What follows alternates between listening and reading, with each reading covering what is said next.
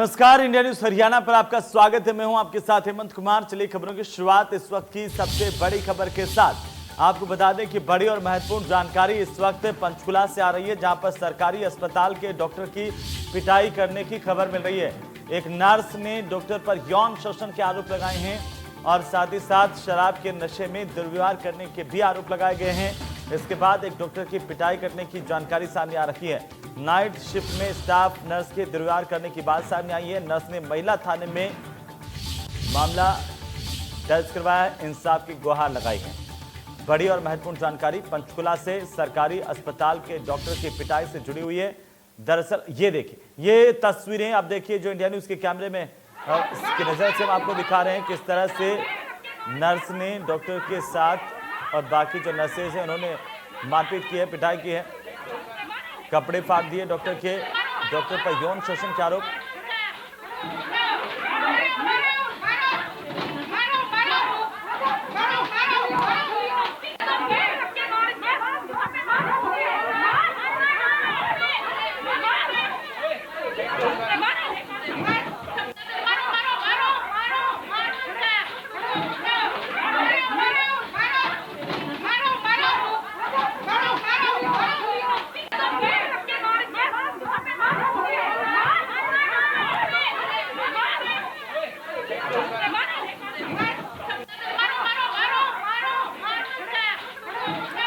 तो मारो मारो के बीच सभी नर्सों ने अचानक से धावा बोला और डॉक्टर पर यौन शोषण के आरोप लगाते हुए इस डॉक्टर के साथ मारपीट की गई। वहां पर पत्रकार भी थे और उनकी मौजूदगी में नर्सों का गुस्सा फूटा। नाइट शिफ्ट में नर्स के साथ स्टाफ के साथ दुर्व्यवहार का पूरा मामला। ज्यादा जानकारी के साथ सहयोगी मृणाल लाला हमारे साथ जुड़ चुके हैं। मृणाल, पंचकुला के सरकारी अस्पताल की क्या घटना है, अभी क्या कुछ जानकारी है? मृणाल, आप मुझे सुन पा रहे हैं? मृणाल, तो लगता है मृणाल तक आवाज नहीं पहुंच पा रही है। फिर से जुड़ने की कोशिश करेंगे। तो आप तस्वीरें देखिए, तब तक हम जुड़ने की कोशिश करते हैं मृणाल लाला के साथ वापस से। तस्वीरें सरकारी अस्पताल की है, एक बार फिर से रुक कर लेते हैं। मृणाल, आप मुझे सुन पा रहे हैं तो बताइए क्या है आखिरकार ये पूरा मामला, अभी क्या कुछ अपडेट है? जी आयुष, बिल्कुल। यदि हरियाणा की बात की जाए तो जिस तरीके से हरियाणा की सरकार संजीदा है औरतों के प्रति, औरतों में भी कहीं ना कहीं ऐसा लगता है कि महिलाओं में भी अब जोश कहीं आ गया है कि सहन नहीं की जाएगी बदतमीजियां। और उसी का एक नतीजा पंचकुला में देखने को मिल रहा है कि जब एक 11 जुलाई को डॉक्टर मनोज है, साइकेट्रिस्ट है पंचकुला के अंदर, उन्होंने एक स्टाफ नर्स के साथ यौन शोषण की कोशिश की, यौन शोषण करने की, सेक्सुअल हरासमेंट की। तो उसके बाद स्टाफ ने जाकर अपने स्टाफ में बताया, उसने जो है जो महिला स्टाफ थी उनको सबको बताया गया इसके बारे में। और उसके बाद सीएमओ को शिकायत की गई, हेल्थ डिपार्टमेंट को शिकायत की गई, लेकिन जब देखा कि कोई रिस्पॉन्स नहीं आ रहा है तो आखिरकार इनका जो गुस्सा था आज वो डॉक्टर पे फूट पड़ा और डॉक्टर की बुरे तरीके से पिटाई कर दी गई, उसके कपड़े फाड़ दिए गए। सीएमओ से जब इस बारे में बात की गई तो उनका कहना है कि हम इस मामले को अभी देख रहे हैं, हमने इंटरनल कमेटी बनाई है। वही लिपा पोती वाली बात की कमेटी बनाई है, कब कमेटी का जवाब आएगा पता नहीं है। तो उसके बाद जब ये बात हुई कि कमेटी बना दी गई है, तो कोई भी सेटिस्फाई नहीं हुई स्टाफ नर्स इस बात से। उनका कहना था कि ये डॉक्टर को बचाने की कोशिश की जा रही है और उन्होंने जाकर खुद ही मामला जो है पहले थाने में रिपोर्ट लिखवाई, सेक्टर 5 महिला थाने के अंदर। उसके बाद जो है ये मामला कहीं महिला आयोग के संज्ञान में भी पहुंचा है। महिला आयोग ने भी जो वाइस चेयरपर्सन है प्रीति भारद्वाज, उन्होंने इसमें दखल अंदाजी करी और अब जो है उन्होंने पिटाई जो है स्टाफ नर्सों ने सबने मिलकर इस डॉक्टर की कर दी, कपड़े तक फाड़ दिए गए हैं। और अब जो है कहीं ना कहीं सीएमओ जो है या स्वास्थ्य विभाग जो है वो हरकत में थोड़ा सा नजर में आ रहा है, क्योंकि मामला बिगड़ गया है। तो कहीं ना कहीं एक बात बिल्कुल स्पष्ट है कि अब जो महिलाएं हैं, चाहे वो स्टाफ नर्स हो चाहे आम महिला हो, वो इस तरह की बदतमीजी को सहन नहीं करेगी और जो भी इस तरह की हरकत करेगा उसकी पिटाई कर दी जाएगी। ये साफ तौर पर लेकिन मृणाल, ये जो पीड़ित नर्स है वो थाने में भी पहुंची, क्या कोई मामला दर्ज हुआ है? पुलिस ने क्या कुछ कहा इस मामले को लेकर के? जी बिल्कुल, जहां तक जो है एफआईआर उसके लिए एक एप्लीकेशन जरूर दी गई है। एफआईआर अभी तक उसमें दर्ज नहीं हुई है, तो महिला आयोग ने भी इसमें कड़ा संज्ञान ले लिया है। नोटिस कर दिया गया है स्वास्थ्य विभाग, सीएमओ, पीएमओ को और इसके साथ ही महिला थाने को भी। आज दोपहर बाद किसी समय भी जो है इनको तलब किया जा सकता है महिला आयोग के अंदर। और बात जो है, जैसा मैंने पहले भी आयुष बताया कि महिलाएं अब कुछ भी सहन करने को तैयार नहीं है। सरकार या पुलिस या विभाग कुछ करे ना करे, लेकिन महिलाओं ने मुंहतोड़ जवाब जो है इस डॉक्टर को दिया है, क्योंकि सेक्सुअल हरासमेंट स्टाफ नर्स के साथ करने की कोशिश डॉक्टर मनोज जो साइकेट्रिस्ट है पंचकुला हॉस्पिटल में, इन्होंने की थी। जी आयुष। शुक्रिया मृणाल तमाम जानकारी के लिए। मृणाल लाला हमारे सहयोगी बता रहे थे कि किस तरह से यहाँ पर ये पूरी मारपीट की गई है। अस्पताल के भीतर की तस्वीर हम आपको दिखा रहे हैं।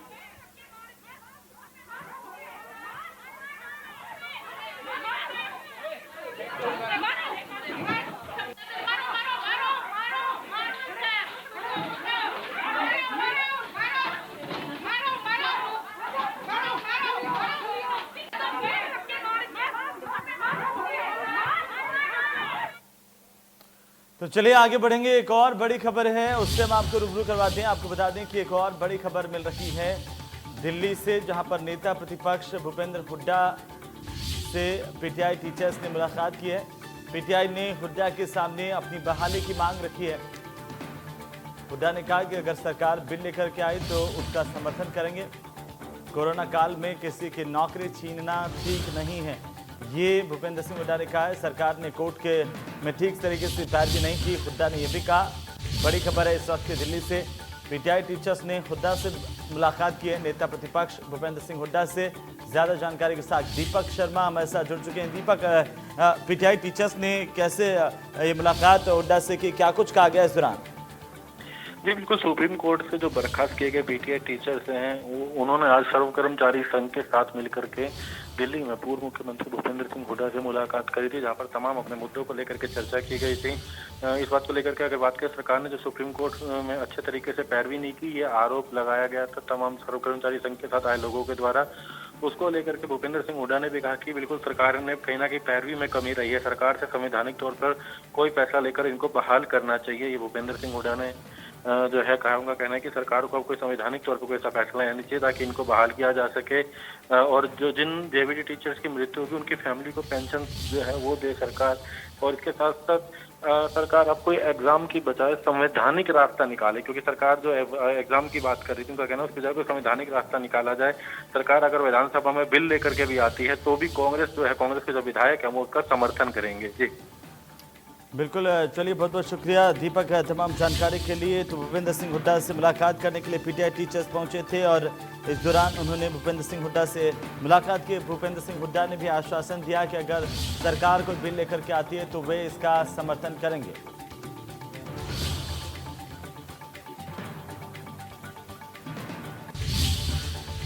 तो चलिए आगे बढ़ेंगे। एक और बड़ी खबर है राजस्थान के सियासी संकट से जुड़ी इस वक्त की बड़ी खबर हम आपको बताते हैं। सचिन पायलट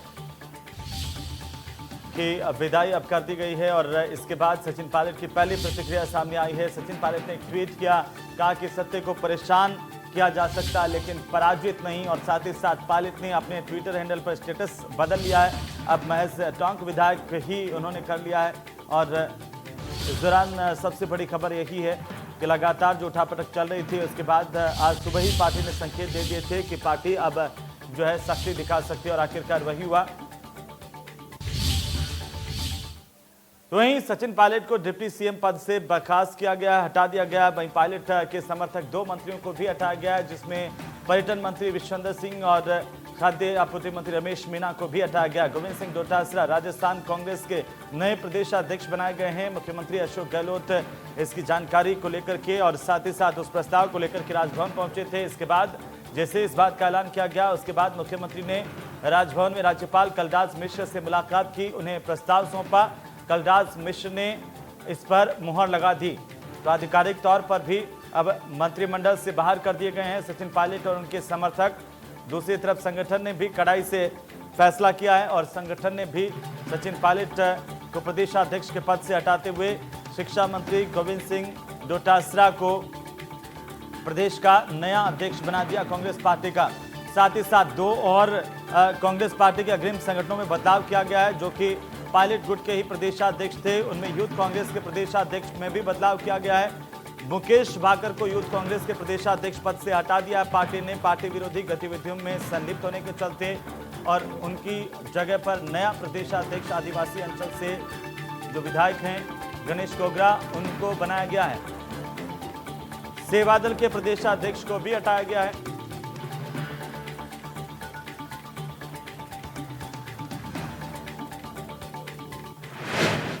वहीं सुरजेवाला ने कहा है कि बीजेपी ने गहलोत सरकार को गिराने की साजिश रची है। सुरजेवाला ने क्या कुछ कहा वो आप सुनिए। भारतीय जनता पार्टी ने एक षड्यंत्र के तहत राजस्थान की 8 करोड़ जनता के अस्मत को, सम्मान को चुनौती दी है। भारतीय जनता पार्टी ने एक साजिश के तहत संपूर्ण बहुमत से राजस्थान की बहादुर जनता द्वारा चुनी गई कांग्रेस की सरकार को अस्थिर कर गिराने की साजिश की है। भारतीय जनता पार्टी ने धन बल और सत्ता बल के दुरुपयोग से, ईडी और इनकम टैक्स के दुरुपयोग से कांग्रेस पार्टी और इंडिपेंडेंट विधायकों की निष्ठा को खरीदने का नाकाबिले माफी जुर्म किया है। पूरे राजस्थान और देश ने देखा कि किस प्रकार से राजस्थान के मुख्यमंत्री अशोक गहलोत जी ने कहा कि किस प्रकार से राजस्थान के विधायकों को खरीदने की साजिश की जा रही थी। हम सबको एक बात का खेद अवश्य है कि राजस्थान के उप मुख्यमंत्री हमारे युवा साथी सचिन पायलट जी और कांग्रेस के कुछ विधायक साथी और मंत्री साथी दिग्भ्रमित होकर भाजपा के षड्यंत्र के जाल के अंदर उलझकर कांग्रेस की सरकार को गिराने की साजिश में शामिल हो गए। जिस प्रकार से विधायकों को मानेसर के एक आईटीसी 5 तारा होटल में भारतीय जनता पार्टी की मनोहर लाल खट्टर जी की पुलिस की सुरक्षा के तहत, भाजपा की मेजबानी के तहत गुड़गांवा मानेसर के अंदर रखा गया है। तो वहीं सचिन पायलट पर कार्रवाई के बाद रणदीप सुरजेवाला ने कहा कि कांग्रेस ने सचिन पायलट को सब कुछ दिया, बड़ी जिम्मेदारियों के बावजूद भी पायलट ने सरकार के खिलाफ साजिश रची। वो भारतीय जनता पार्टी के षड्यंत्र में भटक कर कांग्रेस पार्टी की जनता के द्वारा चुनी गई, 8 करोड़ राजस्थानियों के द्वारा चुनी गई सरकार को गिराने का षड्यंत्र और साजिश कर रहे हैं। ये अस्वीकार्य है, ये किसी दल को स्वीकार नहीं हो सकता। इसीलिए बड़े दुखी मन से और खेद से कांग्रेस पार्टी ने कुछ निर्णय लिए हैं जिनकी व्याख्या करने के लिए बीच में आपके मैं उपस्थित हूं। पहली बात, श्री सचिन पायलट जी को, श्री विश्वेंद्र सिंह जी को और और श्री रमेश मीना जी को उप मुख्यमंत्री और मंत्री पद के भार से फौरी तौर से मुक्त किया जाता है। तो चलिए आगे बढ़ेंगे और इसी बीच भिवानी से बड़ी खबर मिल रही है। आपको बता दें कि इस वक्त की सबसे अहम खबर है भिवानी से, जहां पर पालुआस गांव में डबल मर्डर होने की जानकारी इस वक्त सामने आ रही है। कुल्हाड़ी से काटकर निर्दयता से पत्नी और पुत्रवधू की हत्या करने का पूरा मामला। इस मर्डर के बाद शख्स ने जहर खाकर के अपनी जान दे दी है। दरअसल इस पूरे घटनाक्रम के पीछे घरेलू कलह को वजह बताया जा रहा है। डबल मर्डर के बाद शख्स ने खुदकुशी की है, जहर खाकर जान दे दी।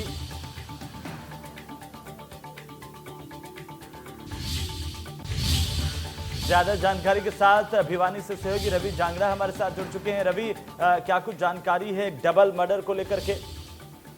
बिल्कुल हेमंत, भिवानी जिले के गांव पालुआस का पूरा मामला बताया जाता है, जहां पर एक शख्स ने न केवल अपनी पत्नी बल्कि पुत्रवधू की भी कुल्हाड़ियों से काटकर हत्या की है। हत्याकांड को अंजाम देने के बाद इस शख्स ने खुद जहरीला पदार्थ खाया और उसके बाद उसको भिवानी के चौधरी बंसीलाल नागरिक अस्पताल में लाया गया, जहां उसकी भी मौत हो गई। हालांकि प्रथम दृष्टया अगर बात करें, मामले की वजह घरेलू कलह को माना जा रहा है। घरेलू कलह की वजह से इस शख्स ने जो है न केवल अपनी पत्नी की हत्या कर दी, 52 वर्षीय अपनी पत्नी का कत्ल किया, बल्कि पुत्रवधू जो कि 28 साल की थी उसका भी कत्ल किया। कत्ल करने के बाद, डबल मर्डर के बाद ये शख्स जो है इसने भी जहरीले पदार्थ का सेवन किया था, जिसको भिवानी के चौधरी बंसीलाल नागरिक अस्पताल में लाया गया, जहां पर इसकी हालत गंभीर होने के क्योंकि कुछ देर बाद इसे दम भी तोड़ दिया था। हालांकि पुलिस पूरे मामले की छानबीन कर रही है। डीएसपी वीरेंद्र सिंह मौके पर पहुंचे थे, मामले की तह तक जाने की कोशिश की जा रही है कि आखिर वजह क्या है, किस वजह से इस शख्स ने जो है अपनी पहले बीवी का कत्ल किया, पुत्र वधू का कत्ल किया, उसके बाद खुद इसने आत्महत्या क्यों की है, आखिर वजह क्या थी इसके पीछे। बिल्कुल रवि, लेकिन आखिरकार अब इस पूरे मामले को लेकर के क्या कहा जा रहा है कि आखिर क्या वजह रही होगी कि इस तरह से एक ही परिवार की 3 जानें चली गई, पहले 2 का मर्डर किया गया, उसके बाद उसने खुद ने भी खुदकुशी की। देखिए, क्योंकि परिवार का कोई भी शख्स अब बोलने की स्थिति में नहीं है, कुछ भी बता नहीं पा रहा है। हालांकि पुलिस पूरे मामले की छानबीन कर रही है। पुलिस के मुताबिक प्रथम दृष्टया मामला घरेलू कलह का है, कलह किस वजह से थी अभी तक ये कारण सामने नहीं आया है। लेकिन बहरहाल अगर बात करें, पुलिस पूरे मामले की तफ्तीश में जुटी है, छानबीन में जुटी है। तीनों शवों को हालांकि मोर्चरी में लाया गया, जहाँ पर जांच की जा रही है और पुलिस पूरे मामले की जांच की बात कह रही है कि जांच आखिर किस कद तक पहुंचेगी, किस कदर बात खुलकर सामने आती है। प्रथम दृष्टया अगर बात करें, घरेलू कलह का पूरा मामला करार दिया जा रहा है। चलिए, बहुत बहुत शुक्रिया रवि तमाम जानकारी के लिए। फिलहाल इस पूरे मामले को लेकर के पुलिस तफ्तीश कर रही है।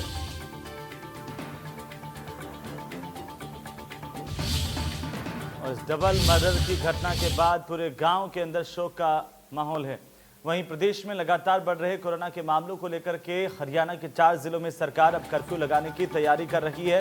ये बड़ी अपडेट है इस वक्त की। आपको बता दें कि दिल्ली एनसीआर से सटे हुए 4 जिलों, जिसमें फरीदाबाद, गुरुग्राम, सोनीपत और झज्जर में लगातार कोरोना के मरीजों के मामले जो बढ़ रहे हैं और अब सरकार इस पर विचार कर रही है कि कर्फ्यू लगाया जाए, इन 4 जिलों की सीमाओं को सील किया जाए। आपको बता दें कि जल्द ही अधिकारियों को बुला करके एक मंथन किया जाएगा, बैठक होगी, इसमें कर्फ्यू लगाने पर अंतिम फैसला लिया जा सकता है। तो 4 जिलों में कर्फ्यू की तैयारी की गई है। जो जानकारी अभी सामने आ रही है, अनिल विजय से लेकर के विचार कर रहे हैं।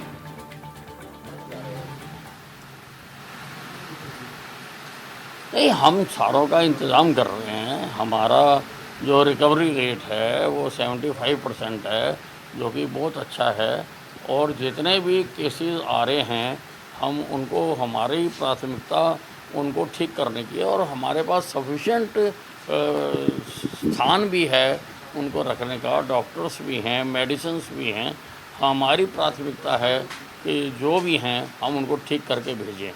और फिर भी क्योंकि ये जो केसेस बढ़ रहे हैं ये दिल्ली से सटे ज़िलों में बढ़ रहे हैं। हमारे 80% जो कोरोना केसेस हैं वो दिल्ली से सटे ज़िलों के हैं। अगर आवश्यकता हुई तो प्रदेश के हित में अगर हमें उनको जाम करना पड़ा रास्तों को तो हम करेंगे। प्रदेश के हित के लिए कुछ भी करना पड़ेगा वो करूँगा। यानी लॉकडाउन पर भी विचार कर सकती है सरकार? कुछ भी करना पड़ेगा करूँगा। तो चलिए अब हम ग्राफिक्स के जरिए जरा एक नजर डालते हैं कि आखिरकार दिल्ली से सटे जो 4 जिले हैं जिनमें कर्फ्यू की तैयारी की जा रही है उनके क्या कुछ हाल हैं। तो 4 जिलों का जो रिपोर्ट कार्ड है जिसमें गुरुग्राम, फरीदाबाद, सोनीपत, झज्जर है और यहाँ पर आंकड़े आप देखेंगे क्रमशः तो किस तरह से बढ़ते हुए नजर आ रहे हैं। 133 गुरुग्राम में, 151 जो 9 जुलाई को, फिर 10 जुलाई को 111 हो गए, 11 जुलाई को शनिवार को इनमें बढ़ोतरी हुई, 170 हो गए, 12 जुलाई को 112 है, 13 जुलाई को 106 है और कुल इस तरह से जो बढ़ रहे हैं वो 783 तक। ये गुरुग्राम का, उसके ठीक नीचे आप देख पाएंगे इसी तरह से सीक्वेंस में फरीदाबाद के और इसी तरह से सोनीपत और झज्जर में भी किस तरह से बढ़ता हुआ ग्राफ दिखाई दे रहा है। तो लगातार क्रमशः एक के बाद एक अगर इन आंकड़ों को हम देखेंगे तो ये पता चल पाएगा कि जो दोगुना होने की संख्या है वो है बहुत कम हो गई है। यानी कि 16 दिन में ये मामले यहाँ पर दुगुने हो रहे हैं और इस तरह से बढ़ते हुए मामलों से सरकार चिंतित है और अब ये फैसला कभी भी हो सकता है कि इन 4 जिलों में जो एनसीआर के इलाके हैं जो सीधे दिल्ली से सटे हुए हैं इनमें कर्फ्यू लगाया जा सकता है, क्योंकि कर्फ्यू के रास्ते ही कोरोना को कंट्रोल किया जा सकता है, लोगों की आवाजाही को कंट्रोल करके ही, और सरकार इस पर विचार कर रही है, विमर्श कर रही है। तो गुरुग्राम, फरीदाबाद, सोनीपत, झज्जर के आंकड़े हम आपको लगातार दिखा रहे हैं, जो कि एनसीआर के इलाके हैं, दिल्ली से सटे हुए हैं। तो चलिए आगे बढ़ेंगे। एक बड़ी खबर मिल रही है सफेदों के इलाके से। आपको बता दें कि सफेदों से इस वक्त की अहम जानकारी है, जहां पर गबन के आरोप में महिला सरपंच पर गाज गिरी है। बड़ी और अहम जानकारी इस वक्त की, रोजला गांव की सरपंच है, उनको निलंबित किया गया है। गबन के आरोप है और दोषी पाए जाने पर जिला कलेक्टर ने कार्रवाई की है। विकास कार्यों में गबन के आरोप सरपंच पर लगे थे, उसके बाद विभागीय जांच बिठाई गई थी। वाटर कूलर और बेंच खरीद में गबन किया गया। प्राप्त जानकारी के मुताबिक अब आपको बता दें कि जिला कलेक्टर की ओर से इस जांच में सरपंच के दोषी पाए जाने के बाद ये फैसला किया गया है और रोजला गांव की सरपंच को भ्रष्टाचार में संलिप्त होने के चलते निलंबित कर दिया गया है। विकास कार्यों में गबन के आरोप रोजला गांव की सरपंच पर लगे थे। एक विभागीय जांच प्रशासन की ओर से करवाई गई, उसमें दोषी पाए जाने पर सरपंच को निलंबित किया गया है। बड़ी खबर है इस वक्त की, सफेदों से बड़ी खबर।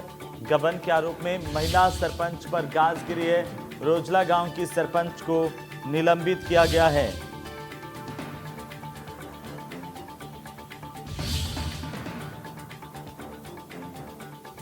ज्यादा जानकारी के साथ सत्यदेव शर्मा हमारे साथ जुड़ चुके हैं। हमारे सहयोगी सत्यदेव, क्या है पूरा मामला और किस तरह से अब प्रशासन की ओर से सरपंच पर कार्रवाई की गई है? बिल्कुल, मैं आपको बताना चाहूंगा, ये रोजला गांव का मामला है, जहां की महिला सरपंच पर गबन के आरोप लगे और उन आरोपों के बाद उपायुक्त जींद ने कार्रवाई करते हुए उसको सस्पेंड कर दिया है। दरअसल उन पे गांव के जो विकास कार्य हुए हैं उनमें गबन के आरोप लगे थे। लगभग 3.5 लाख रुपए का गबन जो है जांच के दौरान सामने आया है और इसके बाद उपायुक्त जींद ने, डॉक्टर आदित्य दहिया ने आदेश जारी किए कि इनको सस्पेंड कर दिया जाता है अगली कार्रवाई तक। तो कुल मिलाकर के इस मामले से एक बात तय होती है कि कहीं ना कहीं जो पंचायती राज हैं वहाँ पर भ्रष्टाचार के जो मामले हैं वो सामने आते रहते हैं और इसी कड़ी में यहाँ पर भी ये मामला जब सामने आया तो अधिकारियों ने कार्रवाई की है। जी बिल्कुल सत्यदेव, चलिए बहुत बहुत शुक्रिया तमाम जानकारी के लिए। और सफेदों का पूरा मामला है, सरपंच को निलंबित किया गया है। तो चलिए खबरों में लगातार हम बने हुए हैं, लेकिन फिलहाल वक्त एक छोटे से ब्रेक का। जल्द